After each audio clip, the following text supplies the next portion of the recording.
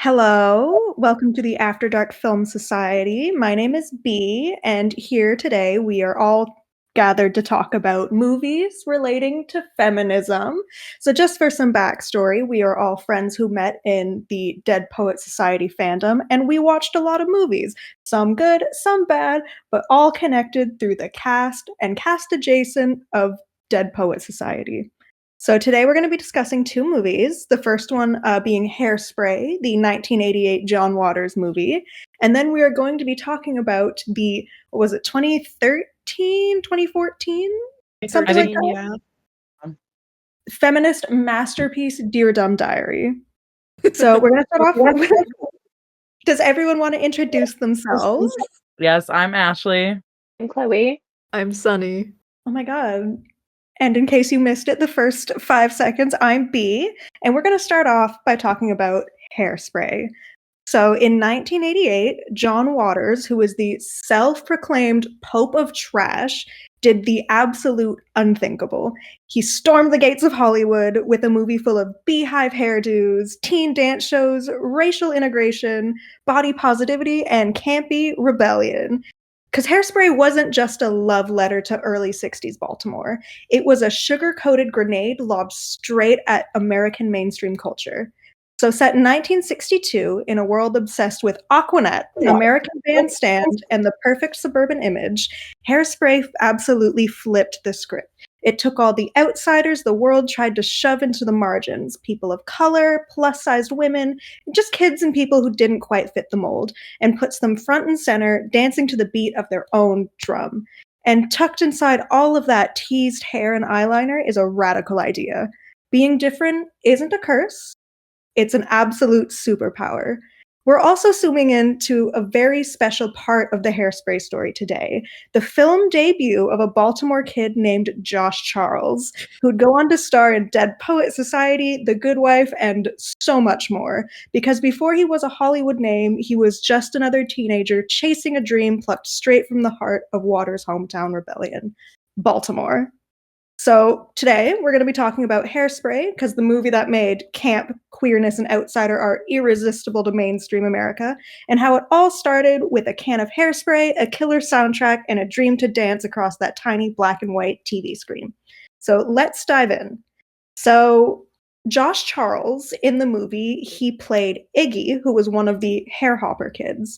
Hairhopper was an actual term from 60s Baltimore, and it was to describe teenagers who defied strict beauty standards by wearing extreme hairstyles like the beehive or the exaggerated flips, and they were called hairhoppers. So what do you guys think, like what kind of energy do you guys think Josh Charles brought to the movie, even in his smaller role? That's a very interesting question. I think, even in just the few lines that he has, he adds the character. His name's Iggy. Yeah. He has confidence. I say that like it's a question. He does have confidence, being on the show, and when they're interrogating the main character about who she is, he laughs at her just like everyone else does. But he also, I think, has that kind of soft kind of insecurity of like he doesn't really know where he fits. And like he's very young. I mean, I think he's like 15 in this. Yeah, and it's his think first, it's his debut. Yeah, first thing ever. And so I think, I don't know if that's just like a natural, the young actors being nervous, or if that was like kind of an intentional part of the character, is that, he's on this huge television show, but he maybe doesn't know where he like fits in. Yeah, and it's really interesting because shows like that, like American Bandstand, and I want to say the Dick Clark show, where they showed these teenagers dancing, like that was a real thing that happened in the 60s. And if you want to equate it to more like current things, it was very much like the first ever form of like social media influencers. So it's like something you have to have confidence for. And I think despite it being his first ever time like on film, like honestly, it also just might be biased because we were actively watching for him. Um, Mhm. he really does shine, and you can kind of see like this little budding talent. There is a glimmer in his eyes of he knows that he's good, but he Yeah, still and needs to prove it. yeah, Yeah, and you can character tell was yeah. very brief, but he, like, had personality for having barely any screen time. That's for sure. Mhm. Yeah, and, like, if you can imagine, like, an alternate version of Hairspray, like, where Josh Charles maybe had a bigger role, like, what do you think it would be? Like, do you think? Because he later on, he shows off his very, like, impressive acting skills throughout, like, Dead Poets and even, like, The Good Wife. Like, do you think he could have been, with a little bit more time, like, a really good Link Larkin? For I sure. do, sure. I bet the only reason he didn't get the part is because he was, looked a bit younger still. Because he was Because an you can actual very baby. clearly tell he's a child in it. Yeah. Yeah. In Hairspray, no matter what version you're watching, even the one on Broadway is a very sexually charged film, so they were like, "Yeah, probably should not do Yeah, that." we're not gonna have this 12-year-old, be making, advances like that. Yeah, I think Yeah, if he was a little bit more baked, like, in the yeah. oven a little bit longer, a little bit bigger, There's I a year think. between him filming this and Dead Poet Society, and they look like 2 completely different people, like, he clearly grown Hit a lot. puberty, Yeah, definitely. yeah, like, there's a vast difference. Thing I find really interesting about the whole concept of Hairspray is that it's a John Waters film, and John Mhm. Waters was like I said, the self-proclaimed Pope of trash. Because before Hairspray, his movies like Pink Flamingo, Female Trouble, like Desperate Living, they were shocking. Like I don't know if you guys have seen any of them, but Pink Flamingos especially is gross. Yeah. And they were all super low budget and made for queer kids, punk outsider crowd. Because they, in his words, I think he said they were for the weirdos by the weirdos. Um, Mhm.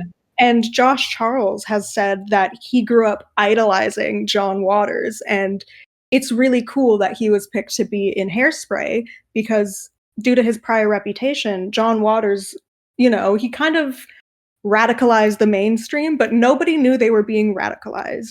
So, do you think that maybe being involved in such an outsider queer crowd, like, do you think that shows in Josh Charles's career? Like, do you think he carried that with him? Like, what do you guys think? I think it's interesting because that isn't sort of the genre that we know him for, even going through the movies that we have watched but maybe haven't talked about yet here. None of the jokes we make about his career trajectory really take that into account at all. Yeah, He yeah, he definitely I don't think necessarily he, think maybe in the 90s he kind of did a lot of the same stuff from what we've watched of him so far, where he was, the main love interest. And kind of the difference that I've seen, different from Ethan Hawke and Robert Sean Leonard is like his roles were incredibly sexual, yeah, um, which we've talked about before. I mean, we made an episode that was just Josh fucks because that is a lot of what he did, especially in the 90s. And then as an adult, even when he did The Good Wife, he was, they would call him a womanizer, and he sleeps with Alicia and they have a relation even in like Sports Night. Which I don't know if anyone knows about but me. My parents know about it. Um, but that was he kind of like when I'm saying all of this, it sounds like he has done the same thing throughout his career, but I find all of the characters he's done like vastly different despite those similarities. Um, mhm, And to, I guess, answer your question, it's like it's really funny to hear that, I am sure he idolized John Waters because he was also from Baltimore. But like to hear that, he was into this kind of scene, and yet I don't know that he has done a movie that I watched and was like, this is outlandish in a John Waters way. Well, maybe that's not true. Maybe he has, and I'm just now realizing it. Yeah, Like, it's just really cool to dive into because, like, Josh Charles, like, if you look at his later career, he's almost like, I don't want to say an everyman, but he is, like a fairly polished, leading man, I suppose. But Yeah. being in something like Hairspray, especially in 1988 when the AIDS epidemic was happening, and there was a lot of villainization of queer people, and especially John Waters and his film is the epitome of like satanic panic when it comes to queer people in general. It's really cool for him to be in that because it is such a cultural touchstone, and it's really nice to see his legacy being included in something that was considered so radical at the time. I think also like on that point, like, we've talked about like Threesome and Pie in the Sky, these movies that like, I don't love, but they have a certain, I hate to use this word, but like they have a vibe about them where it's like it's campy and it is on purpose, which I think matches John Waters in a way. I feel like John Waters knew how to make it campy and shocking in a way that was also enjoyable. Yeah, like he had fucking Divine cast as a suburban mom, which is so cool. So then I want to watch this movie with you guys, but Serial Mom is another great John Waters movie with Father Sam Waterston that, captures American suburbia, but the main character, the mom, is a serial killer. And like the dichotomy of both of those combining, like it's so absurd and yet it works. I lends mean, itself yeah. very well. Yeah, and what I love about Hairspray is because it shows that queerness isn't inherently just about like sexuality. It's about celebrating different people, and it's like you don't have to fit into the mold to matter. Like being different is a good thing. And I think just the character of Tracy Turnblad herself was so cool to see a leading girl who was bigger and she wasn't what you would consider conventionally attractive, especially in the 80s. And I think that is I don't know, it's just such a cool film to look back at retrospectively and see the impact that it had. And it did also start the wheel turning that would fully end up into Nikki Blonsky doing cameos while she's on her toilet. So No, but what Which I is will good. say is, like, as a bigger girl myself, I obviously grew up with the Nikki Blonsky one because that was right about, like, my age demographic at the time it came out, and, like, knowing what watching that did for me, like, I could only imagine what it did for people in the 80s, you know? And admittedly, I haven't seen the entirety of the musical version with Nikki Blonsky, and I know it's one of your favorites, Ashley. And Yes. are there any comparisons you would like to point out? Anything that like really makes them different or similar in a good way? Like, what are your thoughts? Let me think, because they definitely are different, that's for sure, like, they kinda hold on to the same storyline, obviously, but very loosely, like, looser than you'd expect. Like, you Mhm. would think they just recreated the first one, but added in their own songs. But, really a lot of it's different. I will say for hating Amber in the Nikki Blonsky one, she was way meaner in the 1988 one, which is crazy. And, like, Amber in the 1988 one, I want to talk about she is way awful to Tracy Turnblad. Like, she's constantly calling her a whore and stuff. Like, at least in the Nikki Blonsky one, she just kind of like makes fat jokes and stuff at her. But like in the 1988 one, she's like, "You're a slut" constantly to this girl. It's actually insane. Yeah, Like, I think sorry, I think that, like, that is a John Waters charm, is, like, the villain is so outlandishly villainous that, like, there is no room for us to like or sympathize with them. Whereas, I don't know if the entire musical or remake is like this. I think you can't really get away with that kind of I don't know that it's outlandish, but like really hammering home this is not a person that you are supposed to like. This is the villain to the main character and you are not supposed to like them. Like we're taught to make villains like not not subtle, but to make them reasonable.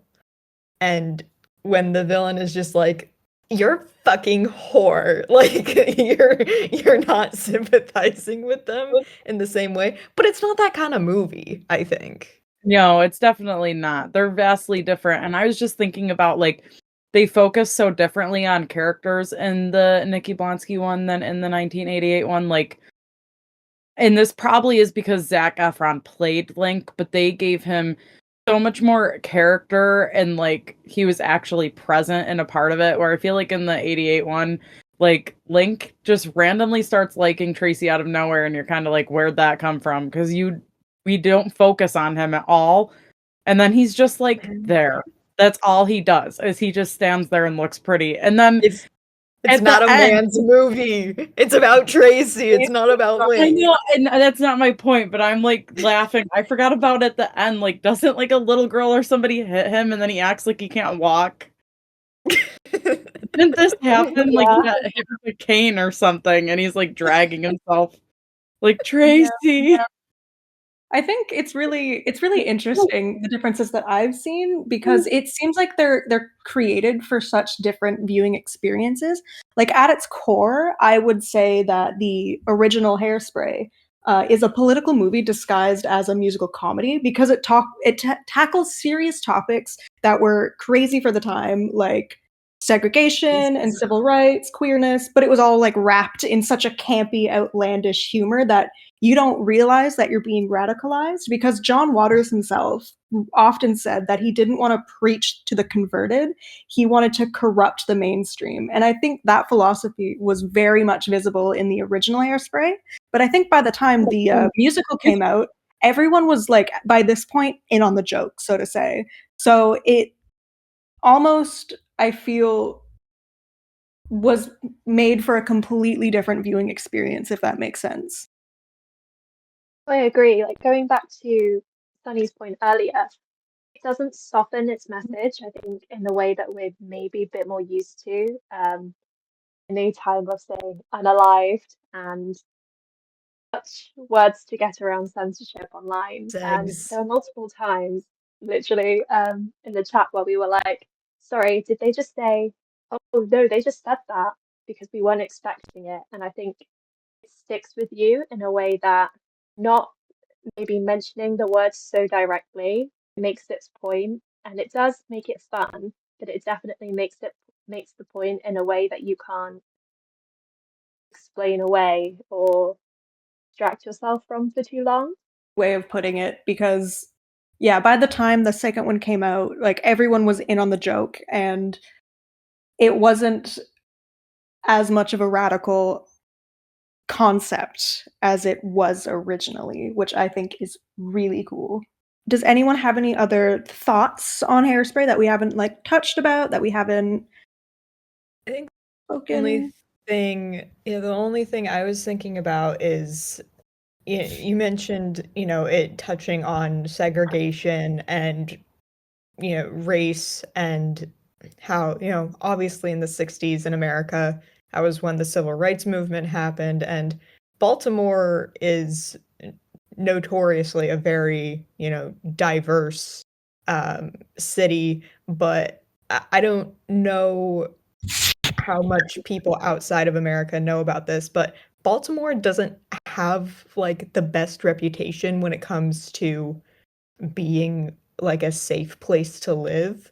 Yeah. And more often than not to like I don't want to like get political about this, but the reason that those places aren't quote unquote safe to live is because a lot of them are lower income or places with marginalized populations like Black people who do not get the same swing at life that their Caucasian counterparts get. And so, more. I don't want to make it sound like Black people, all they do is run drugs and stuff, but things like that are more likely to happen there because of the oppression that they faced then and that they face now. And seeing in the movie, like in 1988, you know, I think about that one lady, was it Amber's mom who like found out that they were in like a majority Black neighborhood, and Yeah. it wasn't like inherently an unsafe place, but it's where the Black people are, and she was, clutching her purse every time someone walked by her, and she was like at one point she started screaming at them about, whatever middle-aged white women get angry about these days. But like seeing that in like a comedy movie about a dance TV show, like again, John Waters, he knows that the people who are already enjoying his work like know that racism is bad. But like I can only imagine like, my mom who grew up in, an all white town, like didn't really know any people of color personally, seeing that movie and being like, "Oh my god, I am the crazy white lady." Like that is the person who I most relate to in this scene. I don't know, like I appreciate him inserting that commentary on top of, like you mentioned, people of other marginalized communities. Um, like I don't know. I like I like seeing that. In that one scene where they're in the record store and it's all Black people and they're all having a good time and just like listening to good music. Like, I don't know, man. That I like that shit. Yeah, because it was set in 1962, which people look at the 60s as the hippie revolution, civil rights, which did happen, but in the early 60s. This was before the Beatles came to America, before the Vietnam protests started. America in 1962, like its media, was still trying to sell this image of the perfect family post World War II, because you had all the boomers, and it really was. They were trying to show that like the perfect American life, the perfect American family, and everyone involved was thin, white, and blonde. And the reality obviously is not that. And despite everyone looking at like segregation and this sort of racial injustice through like a lens of going, oh, this happened a long time ago.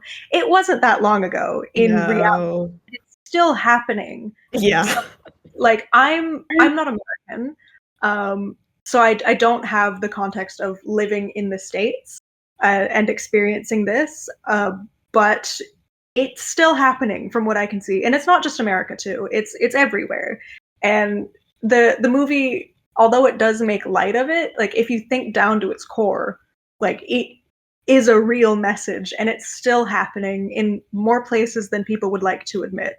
And I think that is really cool that Hairspray was kind of showing that the foundation of the perfect American ideal was cracking at that point.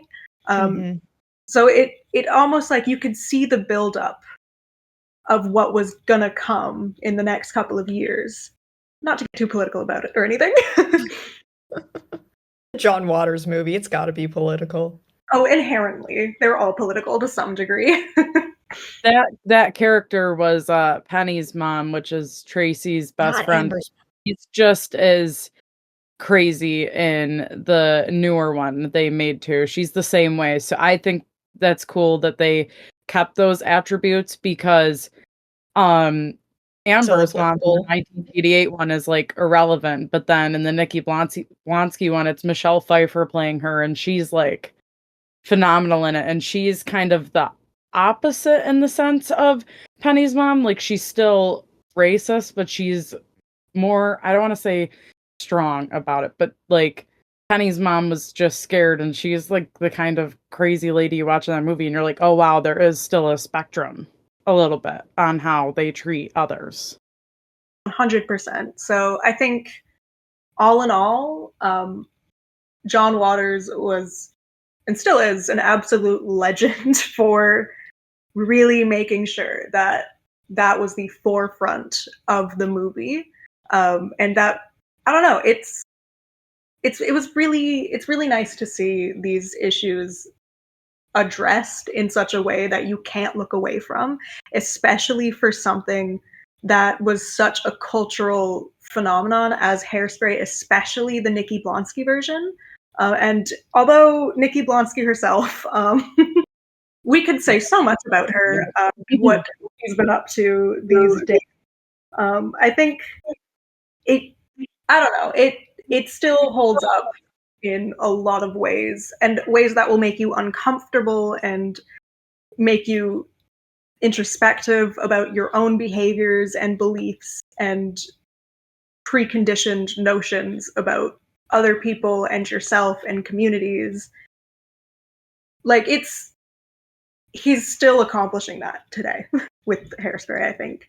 Does anyone have any other questions, comments, concerns? To shout out Tracy's pink princess roach dress. That's it. That's my final comment. Oh, the roach dress. Oh, the roach dress was iconic, and it's really nice. You still see a lot of drag performers pay homage to the roach dress. Because it fucks. It does fuck. Next question. Yeah. And also, like, I don't know, it's just lovely seeing these things still relevant today in how iconic it was, like with a lot of drag performers, because I personally am very much involved in my local queer community as a queer person, and it's still, you can still see mentions of it everywhere, and it is so nice. So shout out to John Waters for being iconic and flowing away from Hairspray and how it tackled a lot of issues, and how it is a feminist masterpiece. I think now is a good time to move on to the other feminist masterpiece that we are talking about today. Sunny, if you want to take it away. I absolutely will. Thank you. That was an incredible segment. That almost made me like Hairspray more than I think I initially did. So welcome. But yeah, the next movie we're going to be talking about is Dear Dumb Diary, which came out in 2013 on the Hallmark Channel. So shout out Kansas City company, started in Kansas City, Hallmark did. And this movie, I'm sure if you've heard of it, you probably heard of it through the book series that it was, or when I was growing up, it was always, if you were a girl, you read Dear Dumb Diary, and if you were a boy, you read Diary of a Wimpy Kid. And if you were non-binary, you read both. Yeah.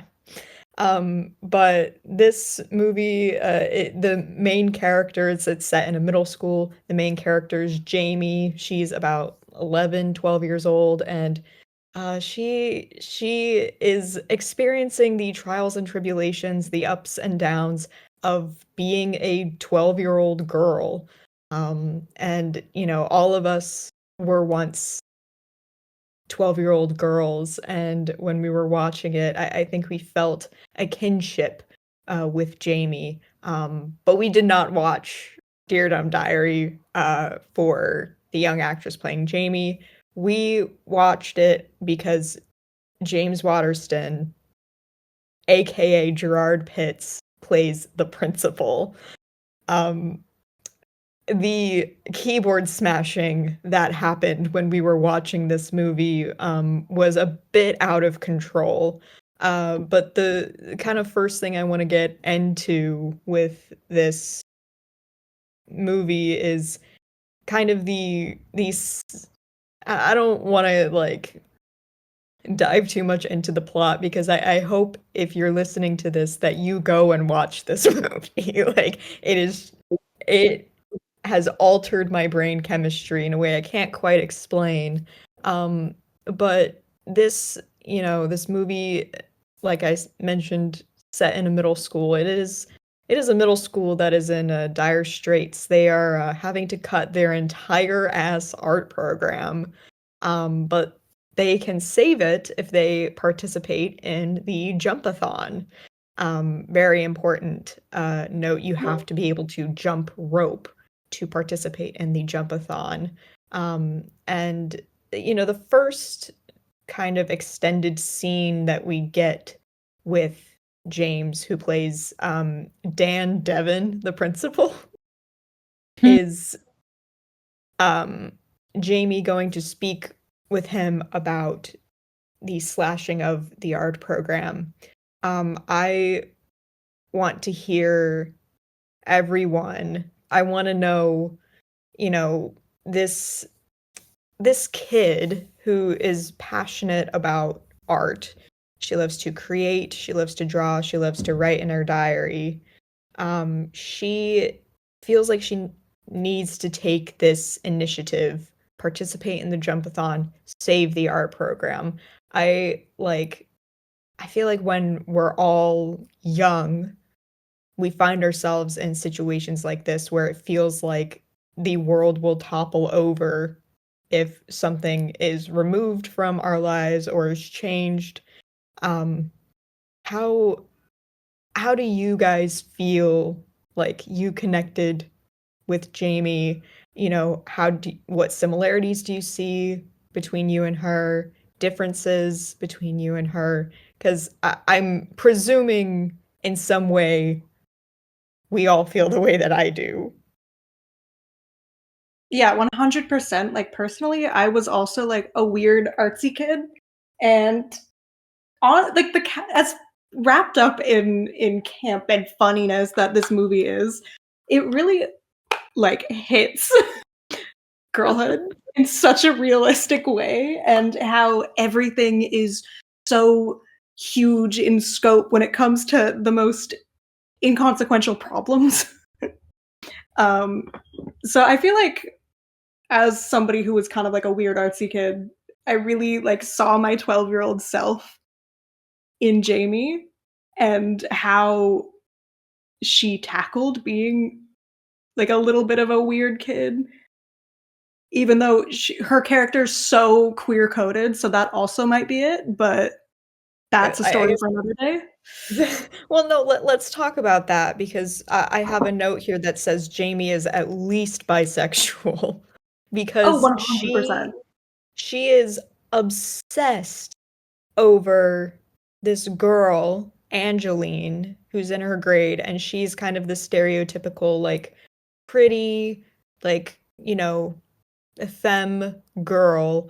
And for some reason, Jamie just fucking hates her. Like, she hates everything she does. She hates what she wears. She's decided this girl is her mortal enemy. But, like, Angeline is nothing but nice to her. And I think something this movie gets into is like the unintentional kind of internalized misogyny. I know this sounds a bit dramatic, No, but I no, swear, speak your truth. Speak your truth. It's real. like the internalized misogyny that young girls are conditioned to experience, that like anything that is feminine is dumb. If you like wear makeup and want to like wear a nice dress, even if you're 12 in middle school, that should be looked down on, like they're trying too hard. And like people who are just quote unquote themselves and quote unquote natural, like that is what you should aspire for, without ever considering like you can be yourself and wear makeup and a dress. And also, I forgot to mention this, but this movie is a musical, which I constantly forget until I think about it again. And then it like hits you when you're watching it. You're like, wait a minute, is this Wait, a musical? then a song starts again, and I'm like, oh, that's right, we're singing. But yeah, so Jamie, she is also obsessed with a boy in her grade, which is why I said she's at least bisexual, because she does show genuine like interest in a boy called Hudson. And I have a question for you guys. Is Hudson the cutest boy at your school? He's the 8th cutest boy. Oh, okay. Which is the best song in the movie, to me at least. I haven't watched it in a while. I mean, the soundtrack to this movie is incredible. The dance numbers, the like songs are very, Bea was just mentioning like how like kind of big everything about this movie feels, because it's coming from the perspective of a 12-year-old who, every day is an adventure, I guess. And like all of the musical numbers, I mean, they're well choreographed. The singing is great for coming from 11-year-olds. And I think there's one where she dresses up as Uma Thurman, where she's like preparing for the jumpathon, or Totally preparing to start donating or fundraising for the jumpathon. Let's get back to James for a second. Because Jamie is the girl, the main character. James, I should just call him by his character's name, but I'm not going to. Jamie's aunt comes to live with her family for a bit, and she starts dating, and we overhear a lovely conversation where she's talking about her date, how gentlemanly he is, how his hands are big. And what did we all clock right away when we were hearing this overheard conversation? Who this man was? Well, we definitely knew it was James, because they were kind of alluding to it, but they wanted us to see it through Jamie's eyes and how she was completely oblivious. But I would say, since we were watching for James, we were like All freaking knew out. Yeah, like we were like, yeah, his hands gorgeous, definitely attractive man with big Yeah. hands can play the Oh, yeah. piano. Had to be him. Let's talk about, have you guys ever had like a really bad friend like betray you? Oh yeah. All right. Absolutely. Well, so let's talk about what Isabella, Jamie's quote unquote friend, does. And Isabella is fucking insane. That is Yeah, something she- they keep saying in the movie and they keep showing, but Isabel is terrifying. she's go ahead, Chloe. I was just gonna say, like, she thinks she's Wednesday Addams, but actually, she's kind of unhinged. Jamie does all of this work to raise money for the jumpathon so that she can partake in it, so she can win and save the art program.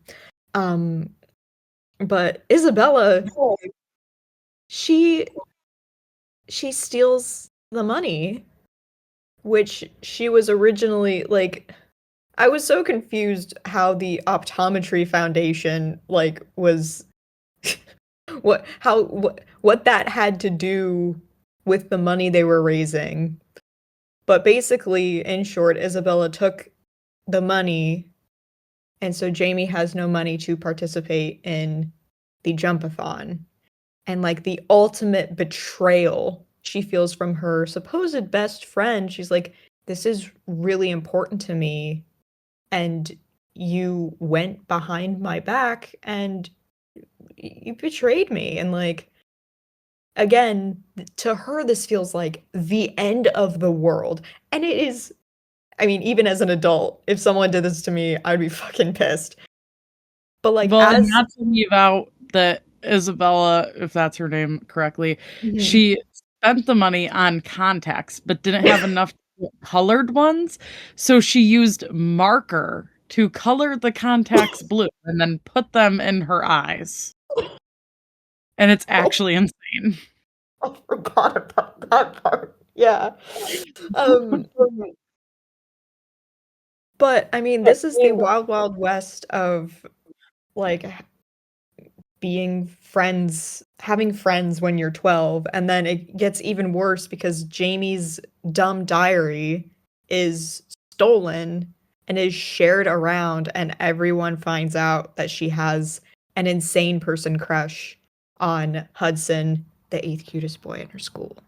But in a twist, who saves her from that situation? Angeline. Angeline, the girl, she has done nothing but be like, I fucking hate her. But she says, oh my god, this is actually my cousin's diary. That's so weird it ended up here. And defends her. And in return, Jamie decides she's going to help out Angeline at the jumpathon. Angeline has also raised a bunch of money. But what happens? She can't jump rope, which, can we sit on that for just a second? Who I understand jumping rope is like not an uncoordinated thing to do. I understand if you're like 5 and you don't know how to jump rope. How can you not jump rope? And why would you participate in the jumpathon if you don't know how to jump rope? Yeah, and she gaslit so many people too. Like she, even after Jamie did all that work, she had like the most money and had like all these people in the palm of her hand thinking like she's gonna put on this insane performance at the jumpathon, and then she's like crying under the bleachers and is like, I don't know how to jump rope. And it's like, what? So we don't really even see anything. The jumpathon is such like, for as much as I've been talking about it, it is such like a like side note to the rest of the movie because we don't even really see any of it. But what we do see is some incredible knitwear from our James Waterston. And he there are a couple of there are two main interactions I would like someone to bring up. B, could you tell us about his relationship with the art teacher? In here a couple of times, and it's so jarring and out of pocket each time it happens. But the art teacher has like a weird, crazy person crush on James's character. Is that right? Yeah, so do I. She, what is it? She makes him like a card that She does not make him a card. Jamie made a card, and the art teacher took it and tried to pass it off as her own card to give it to James's character, and it's so fucking weird and crazy and totally probably violates workplace conduct. Oh, so the principal rightfully says this is inappropriate, and the art teacher gets upset with him naturally. And we're finding all of this out, by the way, because Jamie she's sneaking into the principal's office to steal Angeline's permanent record to get dirt on her so that she can beat her at the jump-a-thon. Yeah. Side note, should they really hammer in the gravity of when you're a kid and people talk about permanent records at school? Which There's I have no never such thing as a permanent record. like I have never heard of a fucking permanent record. Like, I'm not American. I'm Canadian, and even up here, there was no such thing as a fucking permanent record, but everyone would talk about it. Like, oh, don't do that. It's going on your permanent record. So the fear, they really captured that. Yeah, it was a very big deal, and Jamie ultimately decides that she should not be in possession of the permanent record, and she returns it basically without, like, no one ever found out that she stole it and had it. But she tells Angeline, like, God, I was gonna find out what was in there, and Angeline was like, thank God you didn't, because that would have ruined my life. What? You're 12. What would be? Did Angeline kill someone? Like, what would be on her permanent record? No, for real, because she acts like whatever she did would have been the end of the world, and it's like, girl, what were you doing? That doesn't make any sense. If Jamie didn't find out about it, her future employer was going to find out about it, which was arguably worse.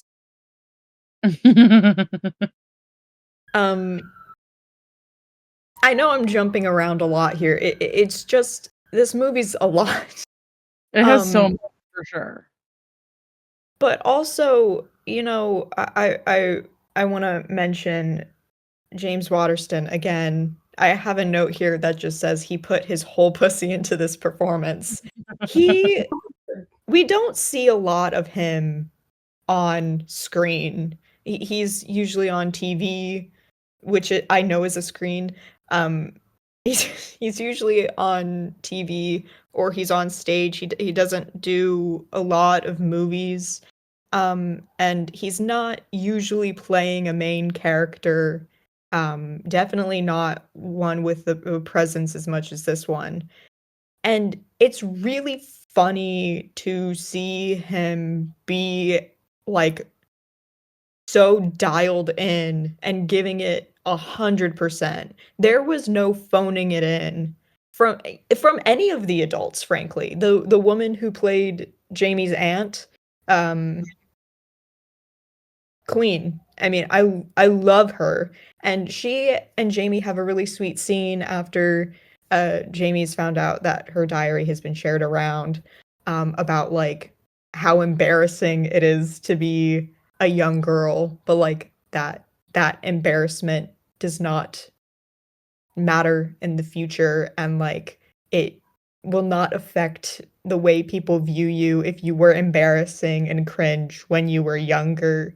And, you know, in a funny way, I wonder what you guys think about this. It's something that I've thought about a lot. Like, this movie came out in 2013, but the book series, you know, was on for forever before this. And, like, do you guys think that that's true? Because ever since, like, the blow up of not just social media, but, like, young people being on social media, like, I think about, like, how MySpace was, you know, nuked from Earth, and how, you know, big generation, or a fucking talk, okay, how, you know, a generation of people's online presence was also completely deleted.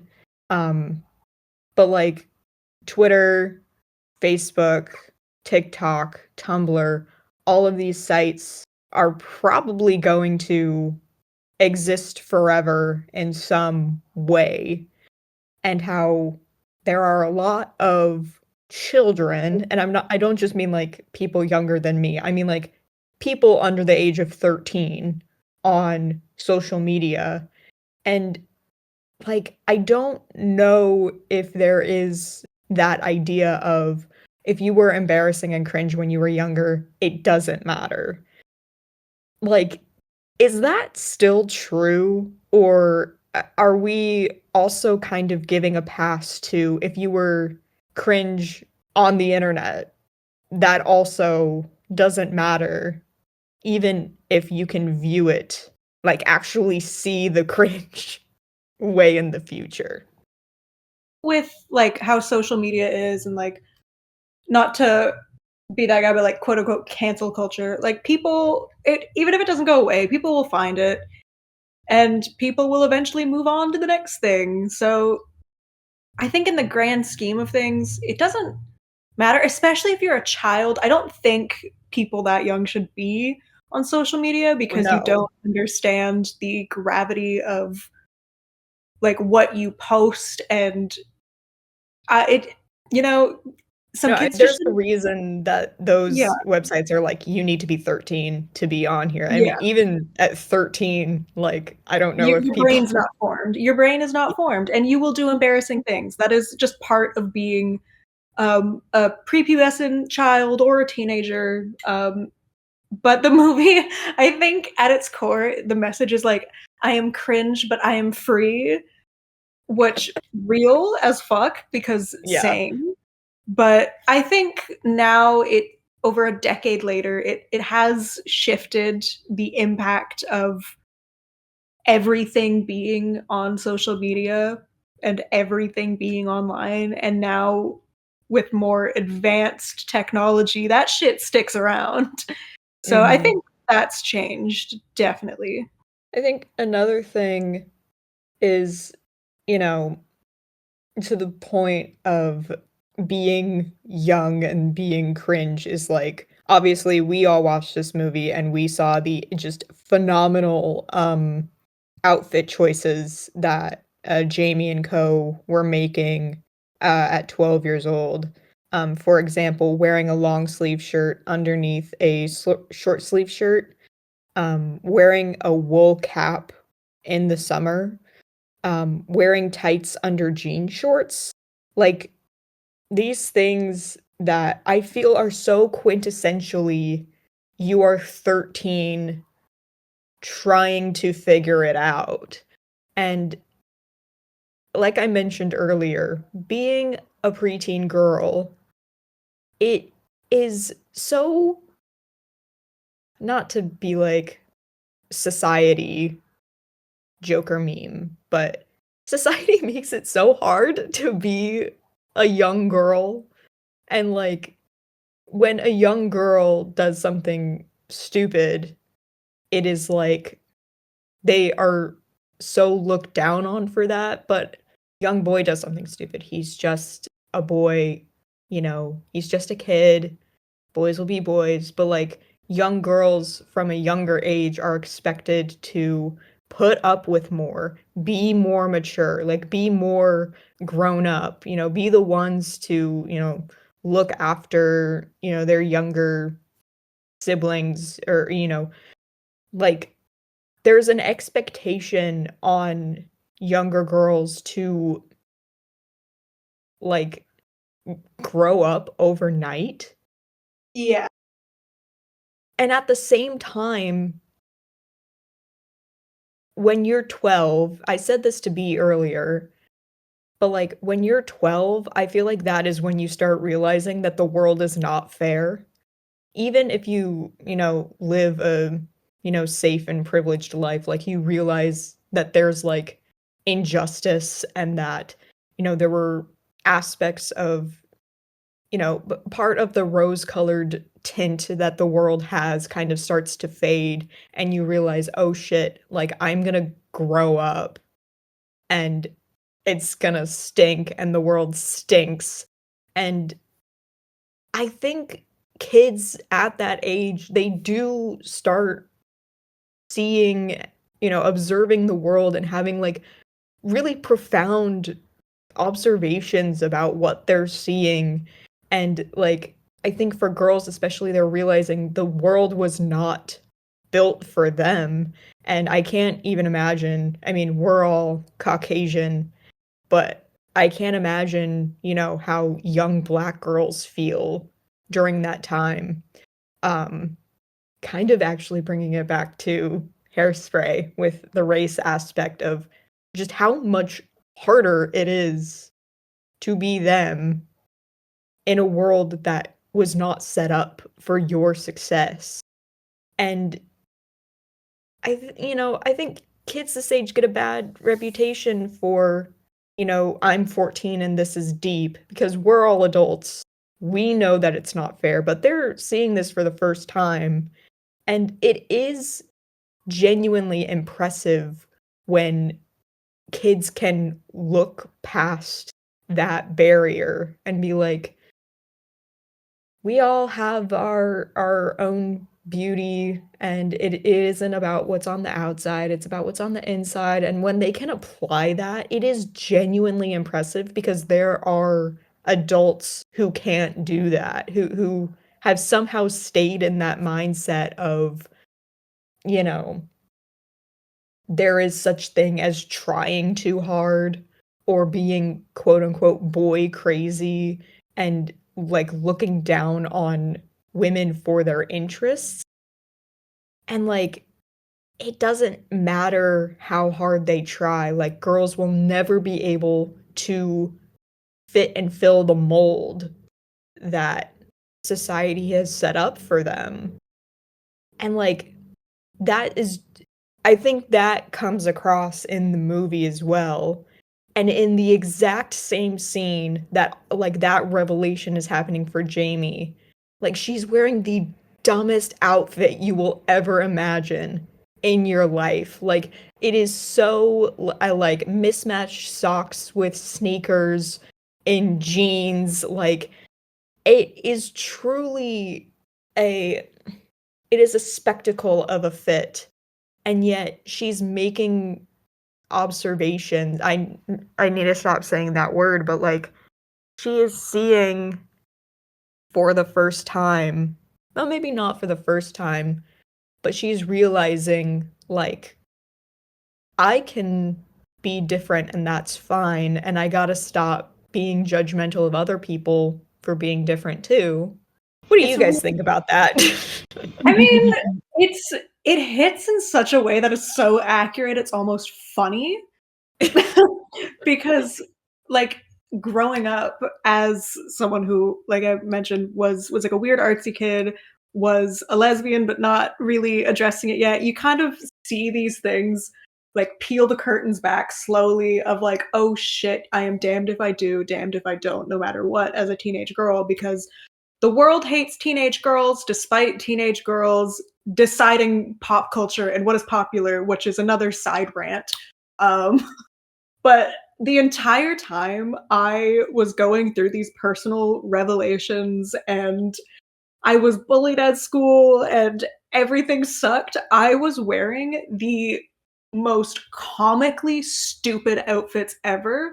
Like, I was rocking in, like, jeans, like, secondhand running shoes that were too big for me, and a fucking Pikachu sweater. So, I mean, we are out here.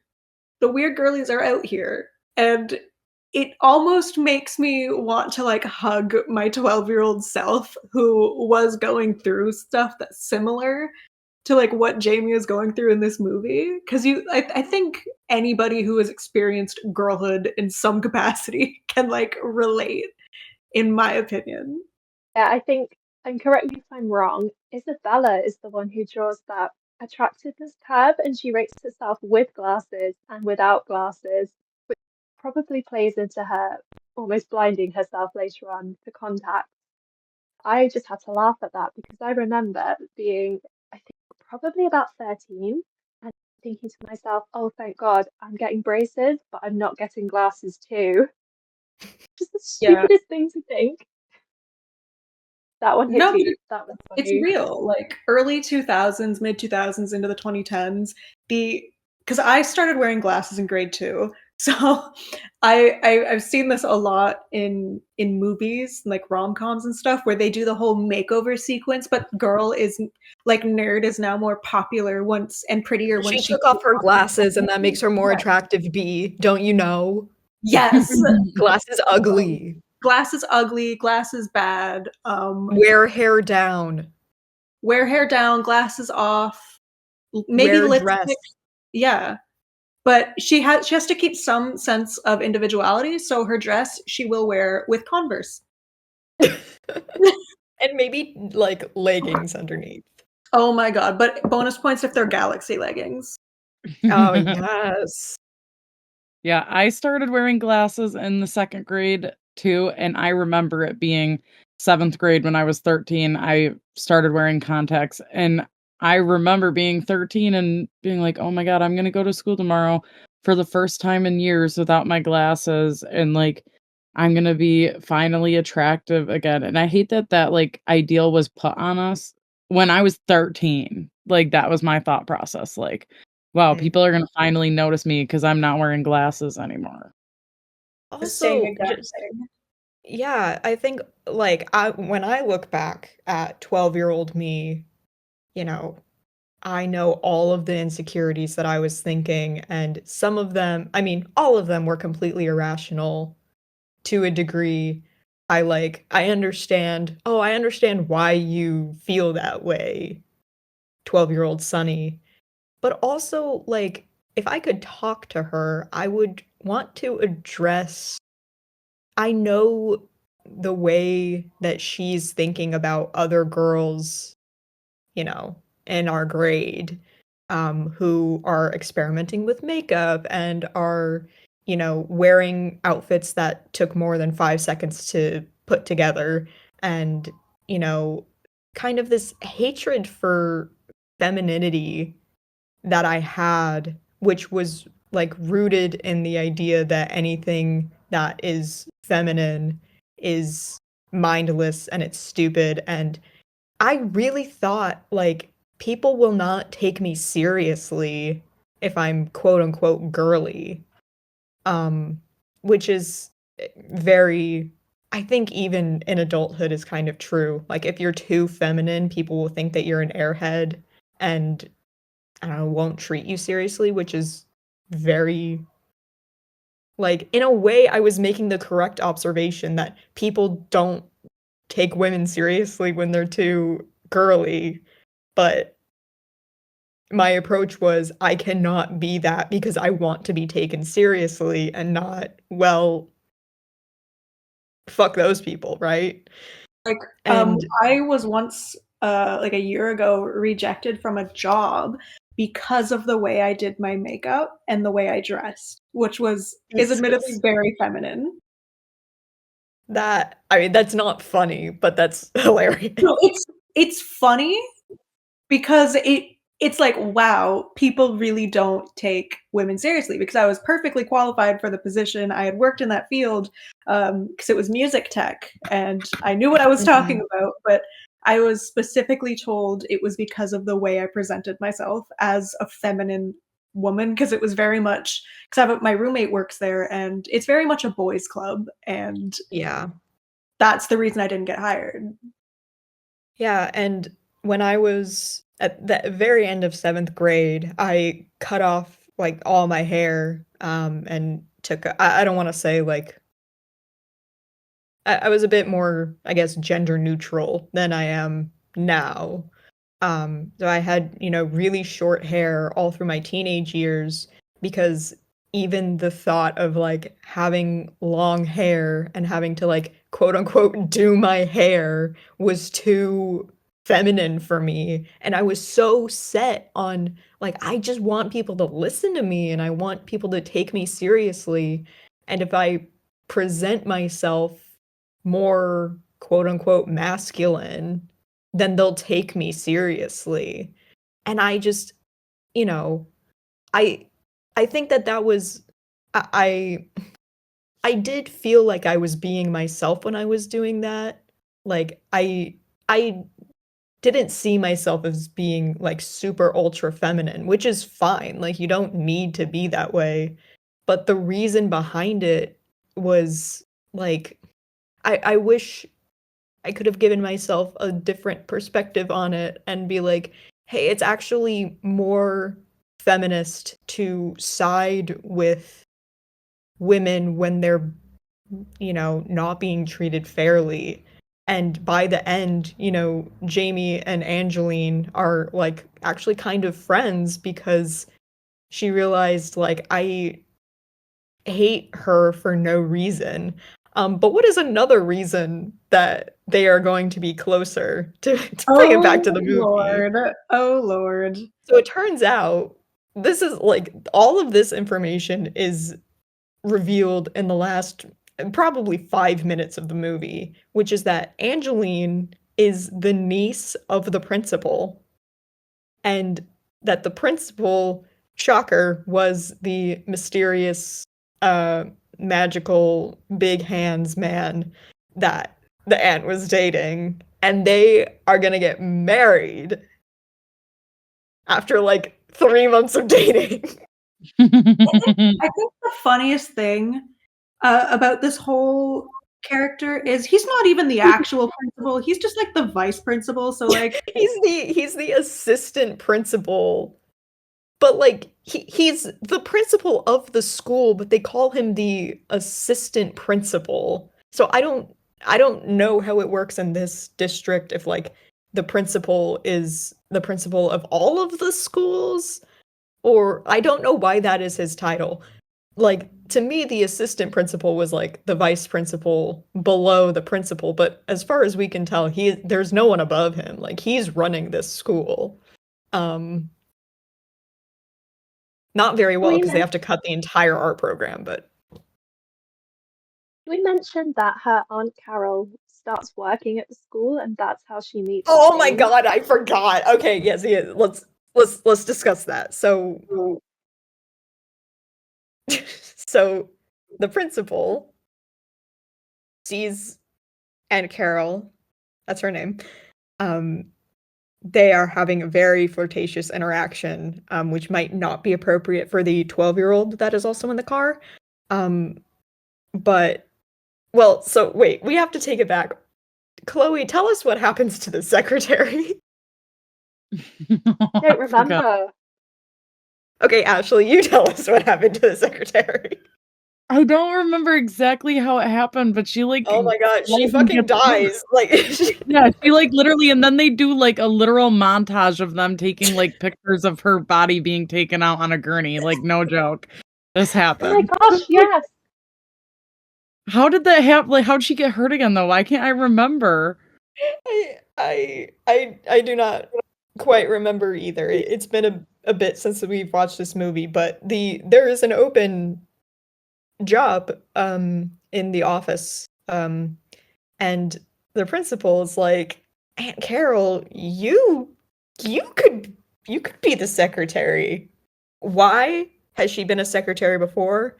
We don't know, but they are in a workplace environment now. So earlier when when B and I were like, oh yeah, he did the appropriate thing and told her, yeah, this is not appropriate for a workplace environment for you to be giving me a child's Valentine's letter or whatever, love note, confession. You can throw all of that out the window because he starts fucking his secretary. Like the moment she's hired. really fun how we haven't mentioned yet the fucking Meatloaf song. Yes, that's my favorite part of the whole movie. Leah Delaria is in this movie for like 2 minutes as a lunch lady, and she sings a song about Meatloaf. There is a terrifying humanoid Meatloaf puppet. Oh my god, that yeah. I don't know why they spent so much budget on this song. Because clearly it was not impactful in that we don't remember why it was performed, but we remember it. It was like something straight out of the musical Chicago. Like the budget was that big. it was surprisingly big. It wasn't just like they, like in the first High School Musical movie, like most of the songs are just people like walking around the school singing. And like they kind of dance, like at the end they have the big dance number, but it's mostly just like, high school drama, but they're singing it. Like this movie for some reason, and I don't know why it was a musical, because she wasn't like a musical kid, she was an art kid. If she whatever, it was a musical. Great soundtrack, phenomenal soundtrack. Yeah, the production team was just showing off at that point. For real. Like I mentioned, the Uma Thurman, I don't know if that was supposed to be a reference to Kill Bill. I feel like it was. It definitely was. They were trying to go for it for sure without getting into copyright territory, I think. The yellow jumpsuit, and I think instead of a katana, she was holding a jump rope. Yeah. Like I don't know what that means. To be fair, I haven't seen Kill Bill. I don't know what like that is in reference to, other than it is in reference to Uma Thurman and Kill Bill. Anyway, let me see if we've covered all of my notes. I think the purpose of the musical was to try and differentiate between diary narration and her sort of delusional daydream sequences that were forming her diary. But I could be wrong on that. I think that's what they were going for. Fair enough. Yeah. For some reason, her dog is really stinky. Like, that comes up at least 3 times, how stinky her dog is. That's how they end the movie, is like with the dog clearing out a whole room. The dog is so stinky, everyone has to leave the house and go out onto the lawn. Like, that literally happens. It's like the second worst part of the movie. Does anyone else remember Granny Pants? Yes, I The remember. panties in the front yard. Oh gosh. Look, sometimes I want to say something about Hudson real quick. Like, the kid actor who played him, you did a great job. This is not about you. What the fuck, like, is Hudson? Who is that kid? We don't know.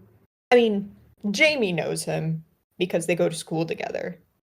But we as the audience, we know way more about, like, Angeline's personality, her, world view. I mean, what do we know about Hudson that, other than he is a like physically attractive 12-year-old boy, that would make Jamie like him, other than the heteronormative push for a girl to have a crush on a boy? I think, wasn't he like artistic too? Like they were both into doing art, or did I make that up in my head? I feel like he don't was. remember. I'm pretty sure That- he was, and that was like their I think he connection. was. Like, yeah, he was like a little bit of an edgier boy. Like he was popular, but they gave him that, 2010s treatment of like giving him the darker clothes and the headphones always around his neck. You know what I'm Yeah, talking skateboard about? or Like something. he wasn't like your jock, like the cutest boy in school, which we know he's the 8th one, but like he was definitely like, in her song she talks about like how he's the 8th cutest boy at her school, but to her he's like the cutest. So she had a type and she chose him for a reason. So Okay, I think you're right. Yeah, that's coming back to me a little bit now. I still think that she must have had a bigger crush on Angeline. Or maybe I'm just queer. I don't know. I think you're correct for that, because even in the books, it's like, girl, there has to be a reason that Spends you are. a lot of time not liking Angeline. And it's not even just not liking her. It's not liking her because she's so pretty. Not like in a I wish I could be pretty like you way, but in like a you're pretty and I fucking hate that. Stop You're it. pretty and you're perfect and you have long eyelashes and beautiful hair. That was me. That was me in school. Look, we do need to wrap this up. We got to send Bea off to class. But are there any last nomers or words that you want to say? This movie is perfect. It's my favorite one that we've done so far. It does not have to be your opinion, but final thoughts. Honestly, solid movie. Like, it's Good just a movie. good movie. Yeah. I'm just upset Yeah, I I would didn't say like have we. this. Oops, sorry. Go ahead, Chloe. I was just saying I'm upset I didn't grow up with this. It didn't make it that far across the pond to me. No, I didn't know about it. Nor did I. Yeah, I feel like I didn't really know about it either, now that I think about it. But I will say, like, remember we went into watching this movie with like no expectations. I had no idea it was a musical, and we all assumed like James would only have like 2 minutes of screen time, Oh and my it was gonna God. be like a He waste was of in the time. whole movie. Yeah, and then he ended up being like a huge feature part of the movie, and then also the movie was like the most solid one yet that we've ever watched, and we were so shocked. Like, I cannot express the keyboard smashing, the falling off the couch business that happened. The screaming, the crying, and the throwing up. The shitting on the floor that happened during this movie. It has been a pleasure to talk about it. Thank you for listening. This has been I was gonna a say, great yeah, it's been a great time with everyone. Join us next time when we talk about Wild Hearts Can't Be Broken and Man in the Moon. That's going to be our first Sam movie next week or next time. That's so good. Yeah. Thank you for listening, and we'll see you then.